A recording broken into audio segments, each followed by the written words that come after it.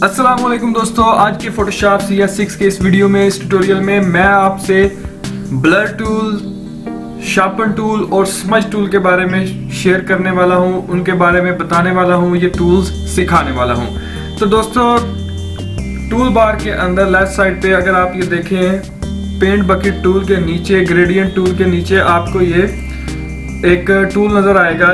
इसको जैसे ही मैं एक्सपैंड करता हूं तो इसके अंदर मजीद 3 टूल्स हैं, ब्लर टूल, शार्पन टूल और स्मज टूल। तो दोस्तों, सबसे पहले हम देखते हैं ब्लर टूल को। ब्लर टूल, जैसा कि इसके नाम से जाहिर हो रहा है, शो हो रहा है कि ये चीज़ों को मध्यम करने के लिए, ब्लर करने के लिए इस्तेमाल होता है। इससे आप पिक्सेल्स को मध्यम कर देते हैं, किसी भी इमेज के किसी पार्ट को मध्यम कर देते हैं ताकि वो उसकी विजिबिलिटी को आप कम कर देते हैं। अगर आपकी इमेज के किसी हिस्से को अगर आप चाहते हैं कि उसके ऊपर फोकस आए, फॉर एग्जांपल अगर मैं चाहता हूँ ये इस इमेज के अंदर ये जो दरख्त है इसके ऊपर फोकस हो, या ये उनमें नुमाया हो, यानी ये इस इमेज के अंदर नुमाया हो, तो मैं बकाया चीज़ों को ब्लर कर दूंगा। तो देखते हैं कि इसका कैसे इस्तेमाल करते हैं। सबसे पहले अगर ऑप्शंस के अंदर देखें तो वही ब्रश टूल की तरह यहाँ से मैं साइज को कम ज़्यादा कर सकता हूँ, हार्डनेस को मैं कम ज़्यादा कर सकता हूँ। उसके अलावा यहाँ से कोई भी ब्रश को मैं सिलेक्ट कर सकता हूँ।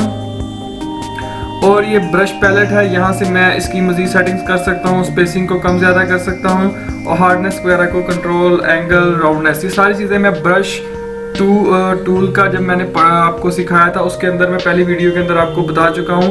अगर आप इस पूरे पैलेट के बारे में जानना चाहते हैं तो आप वो वीडियो देख सकते हैं, ठीक है। उसके बाद मैं इसकी एप्लीकेशन करता हूँ। मैं जस्ट यहाँ से देखें, पहले मैं बता दूँ कि मोड्स हैं मेरे पास मुख्तलिफ तरह के, डार्कन, लाइट, हू, सैचुरेशन। तो ये आप ब्लेंडिंग मोड है, कोई भी मोड आप यहाँ से यूज़ कर सकते हैं। उसके अलावा स्ट्रेंथ है, इसकी स्ट्रेंथ को कम ज़्यादा किया जा सकता है। चले अब इसको अप्लाई करके देखते हैं। देखिए, मैं जैसे ही इसके ऊपर ड्रैग कर रहा हूँ, मैं यहाँ से पहले इस लेयर की एक कॉपी बना लेता हूँ ताकि हमें फ़र्क पता चलता रहे।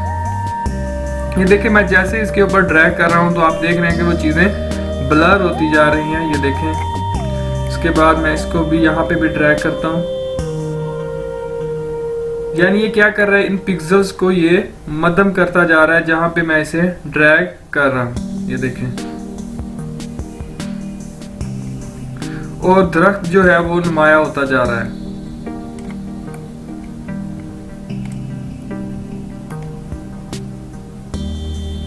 ये देखें, अगर अब देखें, मैं जैसे ही अभी आपको फ़र्क पता चलता है अगर मैं कि ब्लर में और जो अनब्लर था उसमें क्या फ़र्क है। ये देखें, ये भी ब्लर है, जैसे ही मैं इसको ऑफ करता हूँ तो ये देखें आपको फ़र्क पर महसूस हो रहा है, ठीक है। तो ये दोस्तों काम था ब्लर का। ब्लर आप किसी भी चीज़ के ऊपर फोकस क्रिएट कर सकते हैं, ठीक है। उसके बाद मैं आपको बताता हूँ कि ठीक है, उसके बाद यहाँ से आप स्ट्रेंथ वगैरह को भी कंट्रोल कर सकते हैं। ये देखें, जो इसकी स्ट्रेंथ है, अगर मैं इसको स्ट्रेंथ को कम कर दूंगा या ज़्यादा कर दूंगा तो वो उस लिहाज से काम करेगा, यानी वो ब्लर कम करेगा। उसके अलावा ये मुख्तलिफ तरह के मेरे पास यहाँ पे मोड्स हैं, मैं डार्कन कर दूंगा तो ये देखें, तो वो डार्क जो पार्ट है उसको कुछ भी नहीं करेगा, उसको ब्लर नहीं करेगा। उसी तरह लाइटन है और मुख्तलिफ तरह के ब्लेंडिंग मोड्स हैं, आप इन्हें यूज़ करके देख सकते हैं, लेकिन ज़्यादातर नॉर्मल ही यूज़ होता है, ठीक है। उसके बाद में हमारे पास जो अगला जो टूल है वो है शार्पन टूल। शार्पन टूल दोस्तों क्या करता है, जैसा कि इसके नाम से ही हमें एहसास हो रहा है, पता चल रहा है कि ये चीज़ों को शार्प करने के लिए, शार्प मतलब कि उनको एक नुमाया करने के लिए, मतलब कि कोई ख़ास चीज़ है, अगर मैं चाहता हूँ कि वो इमेज के अंदर नुमाया हो, उसके अंदर एक चमक आए, तो मैं उसको शार्प कर दूंगा तो वो शार्प हो जाएगी।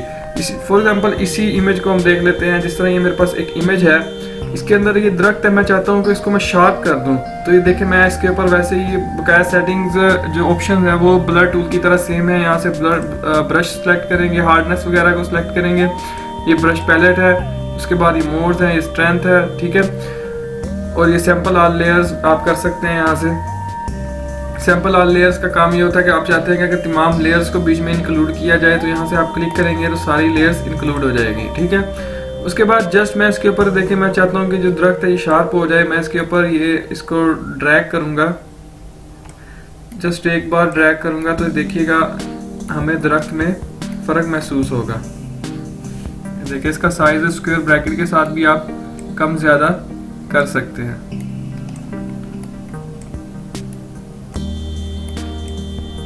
ये देखें बहुत ही सिंपल है, जस्ट आपने इसके ऊपर ड्रैग करना है और ये काम अपना खुद ब खुद करता जाएगा। ये देखिए दोस्तों मैंने ये काम किया, उसके बाद ये देखिए आपको भी फ़र्क महसूस होगा। ये देखें आपको हल्का सा फ़र्क महसूस हो रहा है, ये शार्प है और ये अनशार्प है। ये देखें अगर मैं इसके ऊपर ज़्यादा ड्रैग करूँगा तो आपको पता चलेगा कि ये किस तरह से काम करता है। ये देखिए मैं इसके ऊपर मज़ीद ड्रैग करता हूँ ताकि आपको अच्छे से पता चले कि ये काम कर भी रहा है या नहीं। लेकिन आपने इतना ज़्यादा इसके ऊपर ड्रैग नहीं करना, इससे आपकी इमेज ख़राब हो जाएगी। ठीक है, तो ये देखिएगा अभी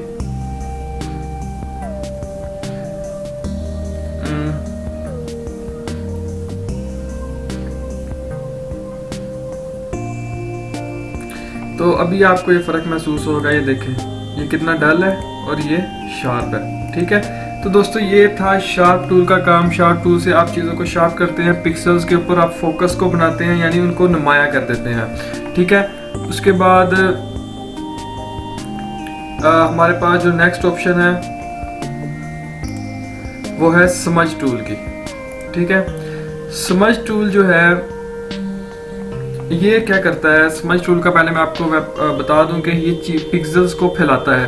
मतलब कि ये देखें ये मेरे पास ये दरख्त का एक पिक्सल, ये दरख्त है, मैं जैसे ही इसके ऊपर ये देखें इसको ड्रैग करता हूँ तो इसके पिक्सेल्स को फैला के उसी कलर को ये पिक करता है और उसके पिक्सेल्स को फैला देता है और एक पेंटिंग का इफेक्ट क्रिएट करने की कोशिश करता है। ये देखें ठीक है, तो इसका काम जस्ट ये है कि पिक्सेल्स को फैलाता है और एक पेंटिंग का इफेक्ट क्रिएट करता है। उसके अलावा इसकी बकाया ऑप्शंस तो वही हैं, साइज़ वगैरह, ये पैलेट वगैरह। हम इससे मुख्तलिफ काम ले सकते हैं। मिसाल के तौर पे मैं आपको बताता हूँ कि हम इससे हेयर स्टाइल बना सकते हैं। वो कैसे कर सकते हैं मैं आपको एक इमेज के साथ बताता हूँ। फॉर एग्जांपल ये देखें मेरे पास ये एक इमेज है, मैं इसका हेयर स्टाइल जो है वो स्मज टूल के साथ चेंज कर सकता हूँ। ये देखें मैं जस्ट इसको थोड़ा सा क्लोज कर लूँ पहले, उसके बाद इसका थोड़ा इसको रिसाइज करके अब ये देखें मैं इसको ऐसे ड्रैग करता हूँ तो ये देखिएगा ज़रा,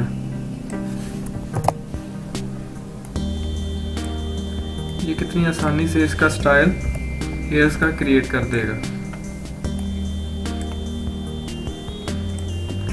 असल में ये कर क्या रहा है, ये वही कलर्स को पकड़ रहा है, उन्हीं पिक्सेल्स को पकड़ के उनको जस्ट वो फैला रहा है उसको। ठीक है, उसको हर तरफ फैलाने की कोशिश कर रहा है। और ये देखें ठीक है, अब मैं इसे क्लोज करता हूँ तो ये आप देख सकते हैं कि मैंने इससे एक हेयर स्टाइल बना लिया। तो इस तरह आप इससे मुख्तलिफ तरह के हेयर स्टाइल्स बना सकते हैं। ज़रा इसके साइज़ को कम ज़्यादा करके यहाँ से मुख्तलिफ तरह के ब्रशेज़ हैं उनका इस्तेमाल करके आप कोई भी स्टाइल इसमें क्रिएट कर सकते हैं।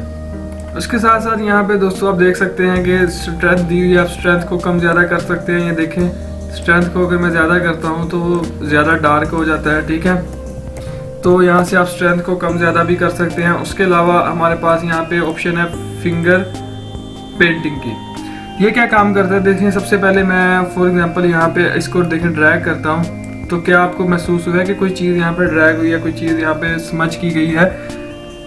लेकिन मैं जैसे ही फिंगर पेंटिंग को यहाँ से सिलेक्ट करके उसको इनेबल करके अब मैं करता हूँ,